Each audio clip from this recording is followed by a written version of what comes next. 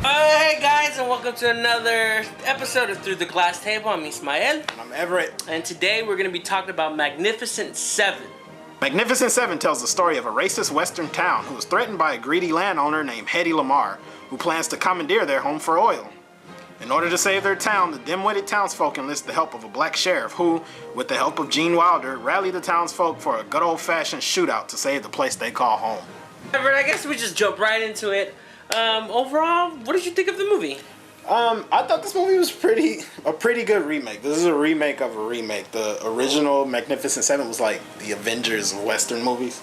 They had like every star that had ever been in a Western up until that point. It was Yul Brynner, Steve McQueen, James Cockburn, all these guys, and that was a good remake of the original film, which is a Japanese film about 7 samurais by the master of filmmaking, Akira Kurosawa. It wasn't as artistic as those two movies, but I think that there was so much love that you can feel for like the people who made this movie. Antoine Fuqua. You could tell that he had a love for those movies, and it comes through with it. Overall, I enjoyed it. I mean, I didn't think I was gonna enjoy it because I'm not too much of a fan of Western films. Like I just. Like, my dad is a big fan of them, but I sit and watching it. For me, always Westerns seem to drag in the beginning when they're setting up everything, but towards the end, when all the action happens, it gets really into it. I get really into it. The first thing you didn't like about it, let's just talk about that since we liked it overall. But what was the first thing that bothered you the most? There's general things like some of the writing was kind of bad. Like what do you mean? There was humor. You mean Chris Pratt's whole character? Well, that's a whole nother subject, but. It seemed like some jokes, when some of the jokes hit, they hit really well, and they were funny, but when they missed, they really missed. I think the real main problem that I had, and we discussed this, was Chris Pratt's character. He just didn't connect with me in that movie. Like, I don't understand why he was... You said, I think if I remember your words correctly, it's just Star-Lord and Cowboy Getup. Yeah, it's cute Chris Pratt being cute Chris Pratt. Oh my God, you are sweating so much. I thought, like, after we saw this a couple of days ago, and I had some time to think about it, and I thought maybe the character would have worked better if he was, like, just a despicable son of a bitch, just like a raping, just like no moral kind of thing, and then that justifies the sacrifice at the end. Sorry, no spoilers. And then I thought, I'm sure when they cast Chris Pratt, they were like, no, we can't have him do that. Yeah, I have to agree. I didn't really. Like, I enjoy Chris Pratt, like I do, but he's not terrible. For the role that because he's supposed to be kind of a drunk, right? And so, but he was like always a happy drunk, or like a happy, like good drunk. I don't know if that makes any sense. No, it does. He's moralistic. He has a heart, but then his storyline is. It just is supposed to. Yeah, it didn't. It wasn't even. It wasn't even. Yeah. Like he's supposed to be like a douche. But then he cares. But I don't know. Let's talk about Denzel. Because he's, I guess, the lead of the movie. Yeah. And he's not really hogging the screen in this movie. I don't think he ever intends to hog the screen in the movies that he does. I just think that his performances are always so intense that it ends up sucking in the space. And here he was a team player. Like, he was a part of the team. He was still Denzel.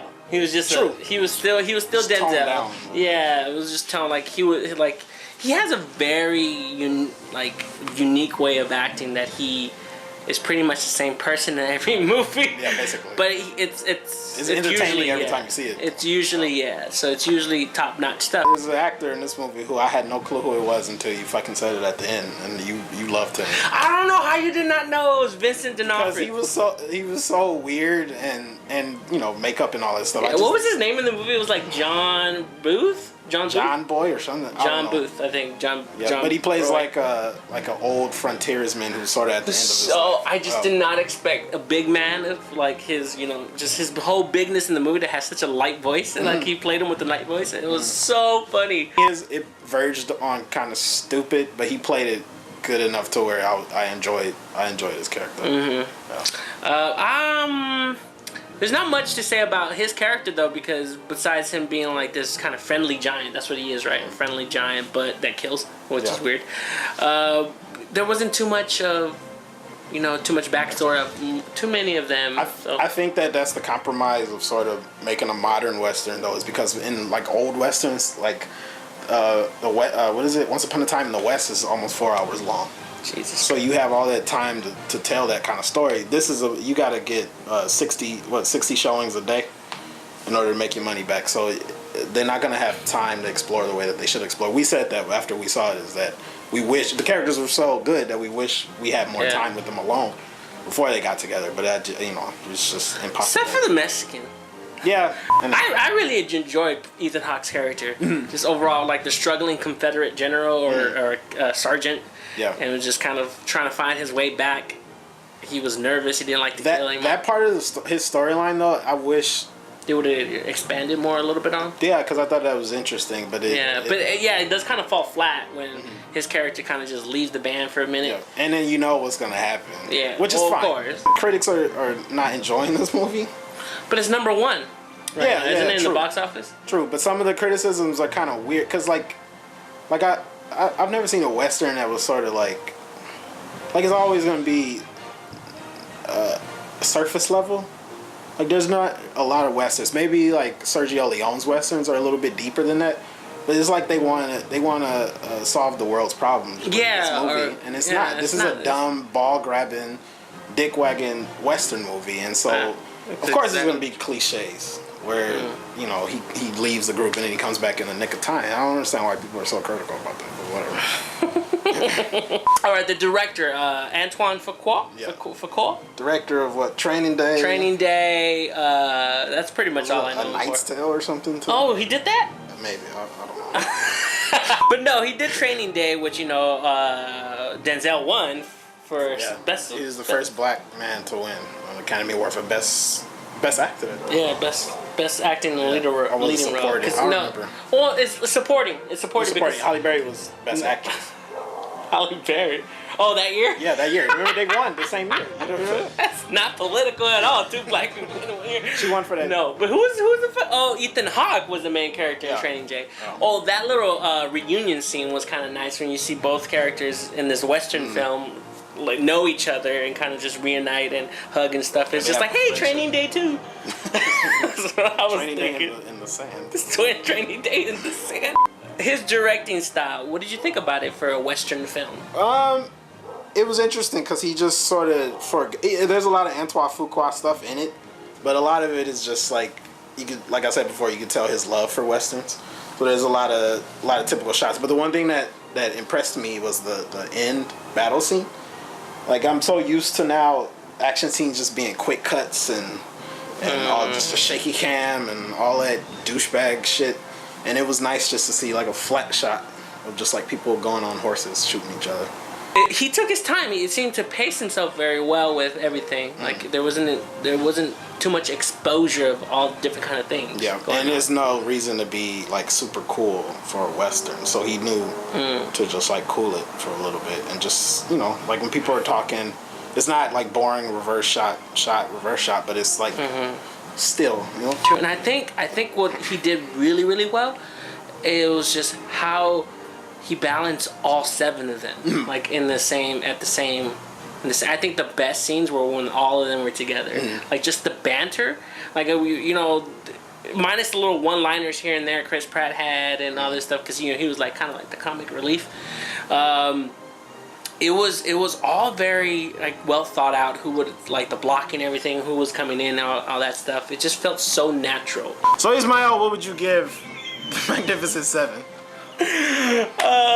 Out of 5, I would give it, for me, a 4, because it didn't lie. You're not going with anything like it's like you said.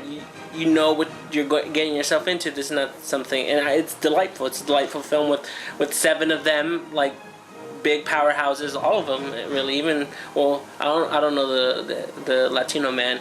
I don't know what else he's been in, but yeah, no one was stingy with anything. Everyone gave each other room to express themselves, and it all wrapped up nicely into a little Western. I give it a 3.5 out of 5.